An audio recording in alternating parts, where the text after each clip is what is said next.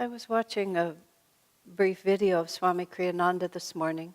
There's many different recordings that he put up over the last years of his life.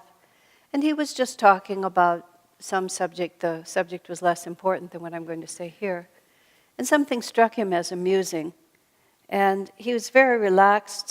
This was a program where he was just sitting in a chair talking. He was very relaxed in the chair.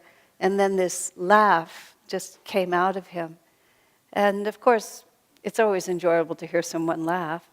But there was a quality of the laughter that I stopped the recording and just tried to think about it for a moment. Of course, for the laugh to come out of his mouth, he smiled and he opened his mouth a little bit. But it was so much as if the laughter was rolling out of the inside of him. It's like nothing else changed. He just opened his mouth a little wider, and where these interesting words had been coming out, now this laughter was rolling out.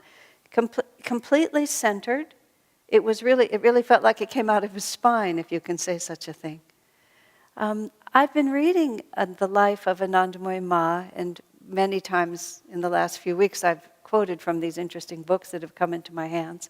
I'm in the last pages of the last book, so this is probably the end of this cycle. But she had a particular phenomenon that is actually written up in the scriptures. Not that I read the Indian scriptures, but this is what they say. And in her case, sometimes for no reason that her disciples could discern, this extraordinary laugh would come from her. And it would be a laugh that would just take over the whole room. And it would just billow out of her. I can't imagine, words have only described it, I've never heard it.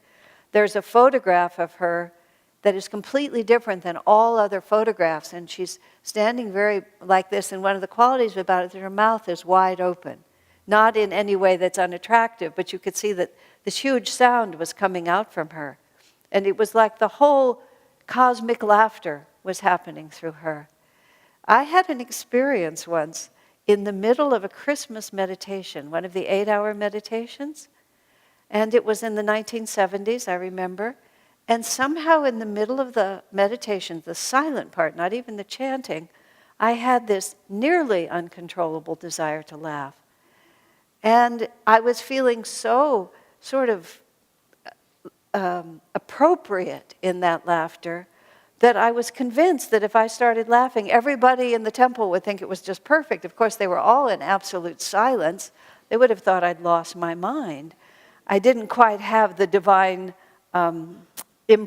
stamp of approval that Anandamayi Ma had, but it was a very odd feeling. When I asked Swamiji about it later, he said, actually, sometimes Kundalini does manifest that way. Now, don't get too exaggerated an idea of my experiences. It was a one odd moment like that. But it was like the joy was just too much. And in the last part of Swamiji's life, what you saw more often than laughter was you saw tears. That just, as he said it, he felt so blissful, he used the phrase, I don't know what to do with myself. And then it would often come through in tears. But thinking about all of these just put together, there's this amazing and not so simple to grasp balance on the spiritual path that our reading last week and our reading this week are all talking about. Because it doesn't serve us, spiritually or in any other way, to be at war with ourselves. To always be thinking, I'm not doing the right thing, I'm not adequate in what I'm doing, everybody else is advancing and I'm just redecorating my living room. You know, there's sort of thoughts like that come and go. Other people are renouncing everything and I've just, put down the down payment on a new condo. Putting my kids through college.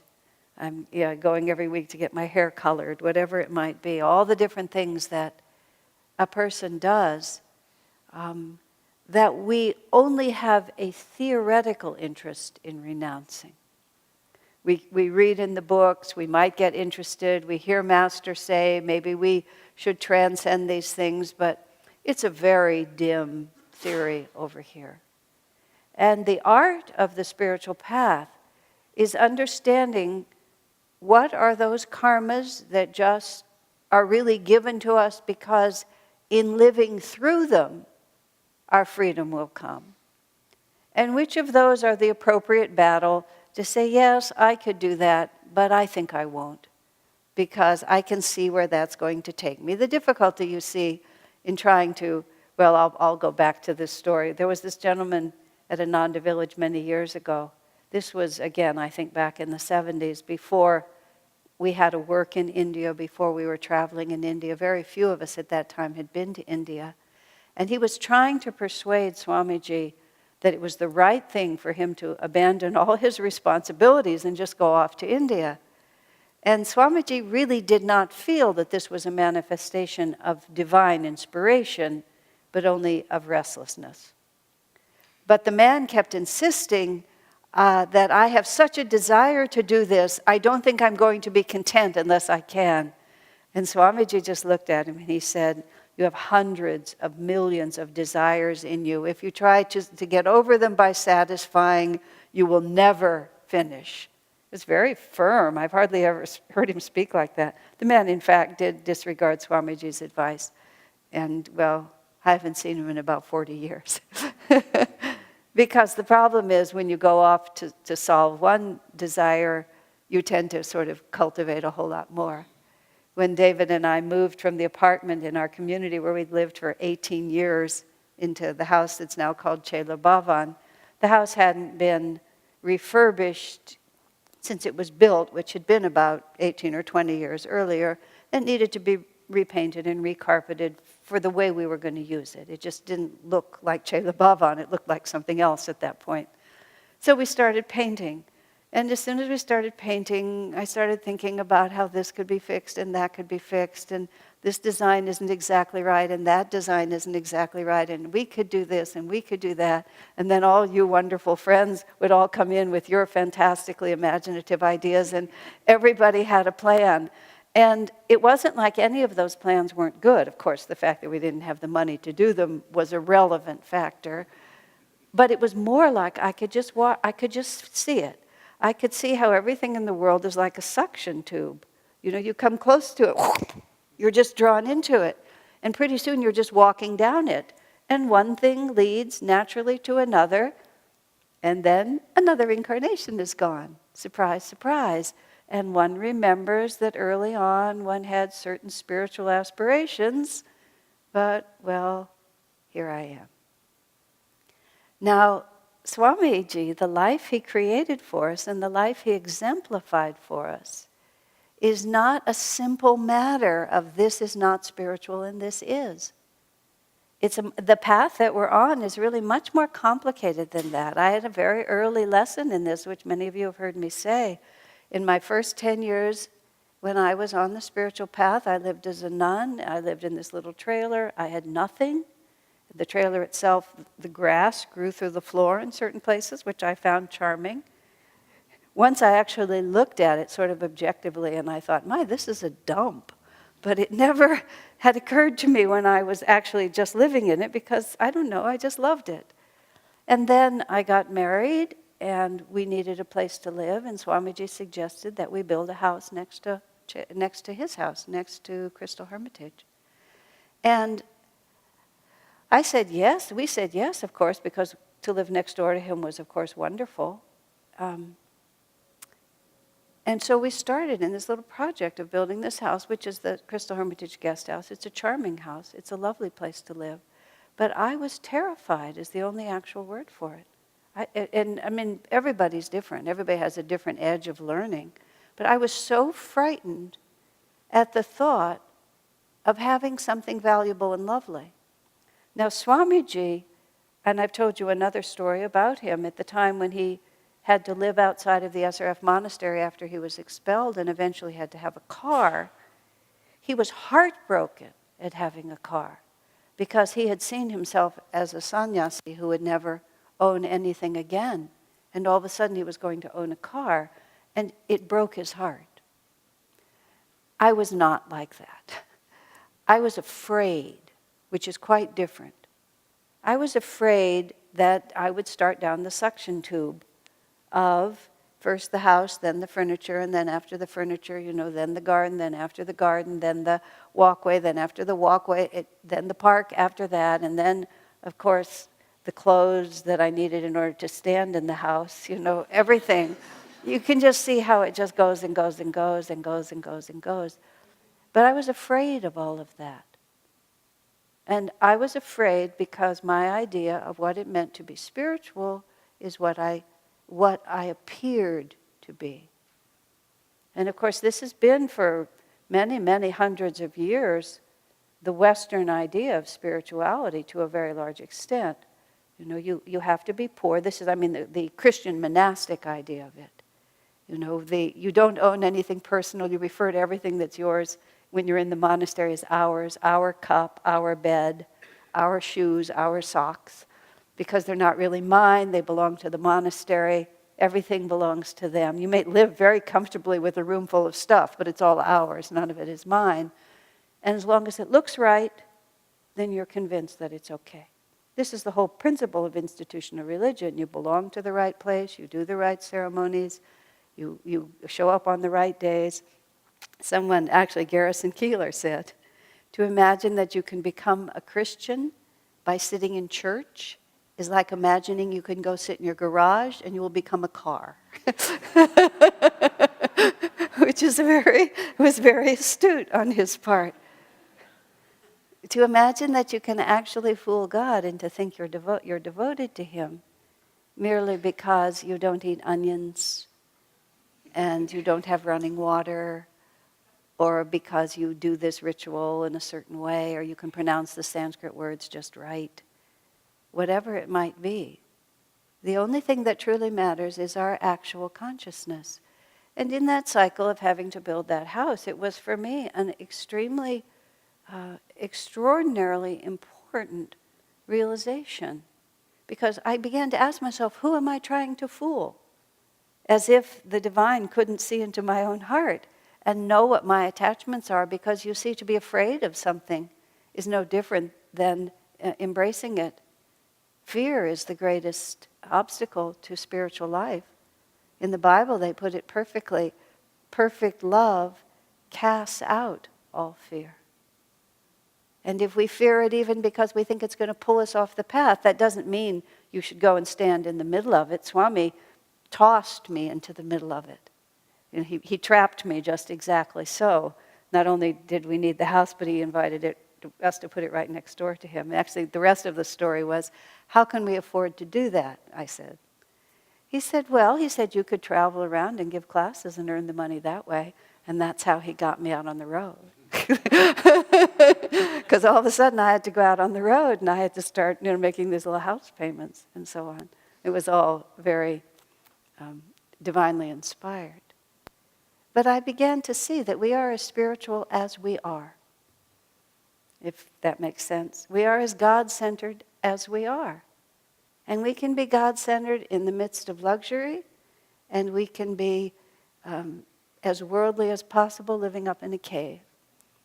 As one of the masters said, it's better to live in the world and long for the ashram than it is to live in the ashram and long for the world.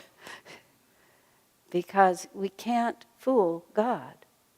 And the flow of true divine life is to be standing in the heart of who we are intended to be and be at peace with that. Now, peace is not the same as passively sinking into it. Every single spiritual epic that's ever been written is a war. And that's not really, as strident feminists asserted at the beginning, because they were all written by men. No, that's not the reason. The reason it's a war is because it is a war. We are pulled in two directions. So we can't just follow. There was a very, very popular spiritual teacher for a number of years during the time when Ananda was coming up and the whole movement was happening in America. He was enormously popular for a very simple reason. His teaching was, just do whatever you feel like doing, and I would add even, no matter how degenerate, and just call it spiritual. Isn't that great? So we all get together and we just get to be wildly undisciplined and totally materialistic and absolutely sensual, but we're just going to say it's spiritual. And that works for everybody, and it worked for a lot of people for a short period of time. Because we are subject to divine law, to natural law, you might even say. We're made a certain way. If we overindulge in sensual things, if we overeat, if our sexuality is out of control, if we're constantly buying and trying to fill ourselves through endless material objects which do not have the capacity to love us back, that's the problem with material things, is they just sit there. And no matter how hard we try to get happiness from them, they just don't give it to us. I remember once, this was slightly in between one of the iterations of our calendar, our program guide. This was before the internet was so dominant. And I worked with a very good designer on one cycle to make a really beautiful iteration of our quarterly guide. And I was so tickled by that thing. I read it cover to cover, and then I kept it by my bed, and I'd look at it every night before I went to sleep. I just loved it. And finally I was looking at it, and I said out loud to it, "I think you have given me about as much happiness as you're ever going to give me." And I closed it up and I didn't look at it again. But I was watching myself just try to drink joy out of this thing. And I mean, all of us. I mean, I'm a female, and before I was a Nayaswami, I loved my wardrobe, and I loved my new little outfits. And I'd get a new little outfit, and I'd look at myself in the mirror, and I would wear it for 5 or 6 days in a row. I was working myself up to what I am now, where I just wear the same things day after day. But it would just be such a temporary buzz. That's the only word for it. Just this little temporary buzz that you get out of these things. But in the end, I would always marvel at how many beautiful clothes there were in the malls and how many poorly dressed women there were buying them. You know, like with all those beautiful things in the store, why didn't everybody on the street look better? And I'm not really being critical, but you understand what I mean.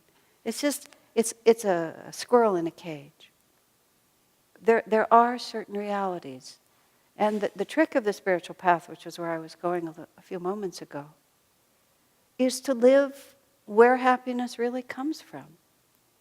And when I watched Swamiji laughing this morning, I just felt like some of where he really lives was just spilling out.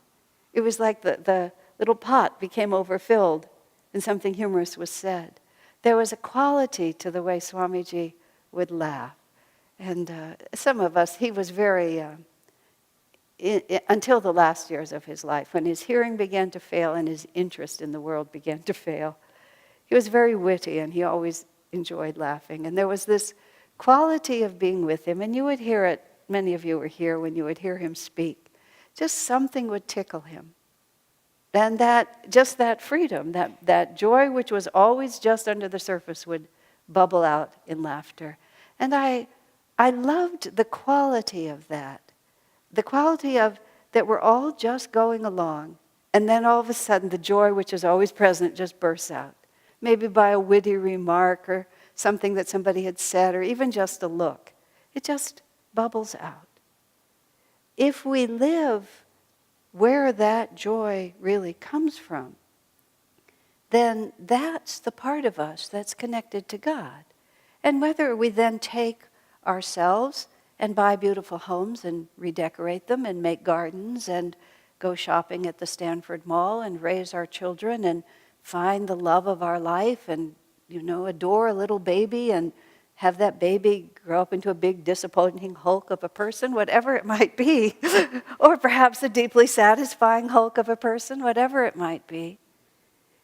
It depends on whether we're doing that from the outside, trying to squeeze the sponge of life and making it give us something, or whether we are bringing to it who and what we already are. When he says to us in the Jesus and others, "Be ye therefore perfect, as our Father in heaven is perfect." What is that perfection? It's the perfection of kindness, it's the perfection of love, it's the perfection of infinite joy. From joy I came, for joy I live, in sacred joy I melt. And Swamiji is always talking to us, and in this reading this week and in last week also, he said the same things. Even when you're kind, even when you're good, even when you do something wonderful, or when you don't, say, I'm not the one who's doing it. It's a very subtle thought to grasp, and I must confess, I have only begun to understand it, I would say, this month. And I've been hearing it spoken for 4 decades. And I've said it several times, but as you all know, I get on these little themes, so I'm going to run it one more time.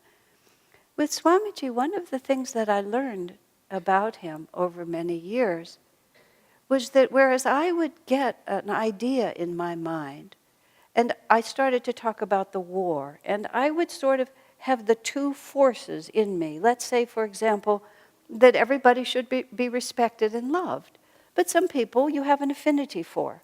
They're just more on your wavelength, and loving them is effortless. And other people puzzle you in the decisions that they make, or the way they come across in the world, or who knows what the reasons might be. But there's not that automatic blending of energies. But one says to oneself, we are all equal before God, and it's appropriate to love everyone. So you try to love, and you be kind, and you listen. And actually that works very well. Because when you start really tuning into people, you discover dimensions of them that you might not have noticed at the beginning. Twice I've written books now in which I gathered stories of other people's meaningful spiritual experiences. The first was the book about Swami Kriyananda, and I talked to many people about experiences with Swami. The second, more recently, about miracles and answered prayers.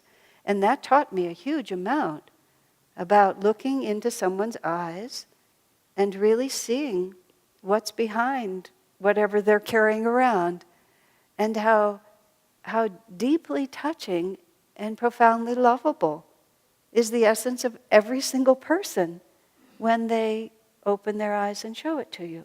And of course they're much more inclined to open their eyes and show it to you if they feel that you will receive and respect what they are giving to you. So I was blessed because of the context of those stories, and I learned a tremendous amount. But still sometimes one becomes impatient, one wishes there are other things that one would rather be doing, or whatever it might be. You've already heard the story. Our friend, when in the beginning years of Ananda Village, this gentleman named Hanel, who was the ancient age of probably 65 at the time the community started, which of course is younger than I am now. He seems so old to all of us in our 20s. But he had an inclination to tell the same stories repeatedly. And Shivani, who used to work with him, would say every time he'd start telling the same story, she would just relax completely and say, well, there must be something about this that I haven't yet learned. And then she would listen with complete, interest. What does this have to tell me this time? Now, always in my life, because Swami was so perfectly exemplified every divine principle that I was learning, I assumed that he was able to master himself, because that's how I thought about it. And over the course of most of my spiritual life, I see myself trying to master my disinclinations so that I can follow my aspirations. The things that pull against it, I try to discipline so that I can follow who I'm trying to become. What I gradually realized about Swamiji is that there was no discipline. There was no discipline involved. The discipline is the means to an end. Is to fight the war and hopefully win it. This thought that, that I'm better or that I'm different or that things ought to be other than they are. That's what was written today. If we can just see everything that comes as exactly what God wants. If you think about it for a minute, when something beautiful happens to you, we don't have any trouble calling it God's will, do we? We're just perfectly content with that one. He is totally in charge when his system and his ideas match mine. Then it's like, well done, God, right? But when there's a little bit of a disconnect, and my little plans, or my very important plans, or my absolutely with all my heart, I have to have this plans, don't come through, then how easily are we able to say, well, Lord, that was fun. when the man who used to be Richard Alpert, who's called Ram Dass, he had a serious stroke, and his life was completely changed after that. For the now 10 or 15 years, I think he's still living. He wrote a book about, he started calling his stroke, he said he was stroked. And he visualized his guru, who was Neem Karoli Baba, stroking him like that. Except it left him with aphasia and half paralyzed. He was stroked. And he called it fierce grace. That's what he called it. Isn't that beautiful? Fierce grace. Grace nonetheless, but fierce in the way it was delivered to him. Now, the step beyond just disciplining yourself to not resist is the realization that nothing has happened to me. Something has happened, but nothing has happened to me. Because who am I? The me that we're working to understand is that me that just rests in the spine. That is the spine in the sense that is that divine flow of energy that does this, like a puppeteer almost, just like a marionette. When I was in high school, a friend of mine built these fantastic marionettes, and we used to do programs for children. I'd go like this, because that's what we did. And we would wear black clothes, and we would just walk out with the marionettes like this. And his name was John. He went on to be actually an award-winning Broadway set designer. He was a really talented man.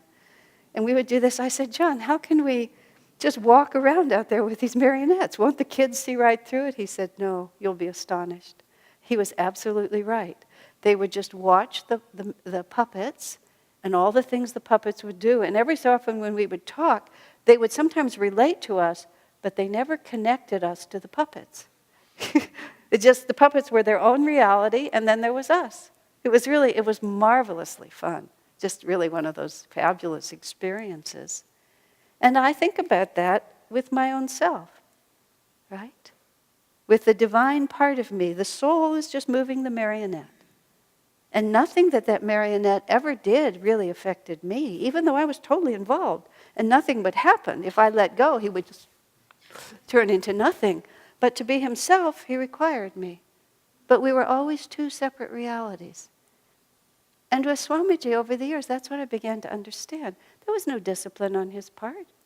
To have a good attitude, to carry on, to be strong when he needed to be strong and sweet when he needed to be sweet. He was just pulling the strings. Nothing ever happened to him. It's marvelous to meditate on that. Just when things happen to you, who is affected? Yes, of course, the outfit you're wearing is quite affected. And I don't mean the clothes. The face you're wearing is quite affected. And the person everybody thinks you are is quite affected. But you have this little secret. Each one of us has this little secret between ourselves and God, which is, it's not really happening to me. When Sri Ramakrishna was dying, he had throat cancer, a really tough way to go. It was his way of being crucified for his disciples. And he apparently was suffering a great deal. And one of his devotees was sitting next to him. And sometimes Ramakrishna would play these parts, and he was complaining about, how much it hurt, that he really couldn't eat anything, and even to swallow was difficult. And he kept complaining and complaining more and more. The more he complained, the more blissful the disciple began to feel. And he was and the more blissful he felt, the more Ramakrishna told him how miserable he was feeling like this. And finally the disciple was able to look at his master and say, he said, you're not fooling me. And then Ramakrishna smiled at him and he stopped saying anything. It does happen. He did die of cancer. It's a very tough way to die. But nothing happened to him. Just imagine, even for an instant, what freedom that gives you. What courage that gives you. What an ability to love. We have nothing to lose. Absolutely nothing to lose. Except this body and everything that it's attached to. But in the end, in the middle and in the beginning, we all have lived beyond that. It's a goal closer than you think. That's how Swami used to speak to us. You think this is very hard, but it isn't. What's really hard is to live any other way. And when we're tired sufficiently of that misery, we'll go back to the joy that is really our own. God bless you.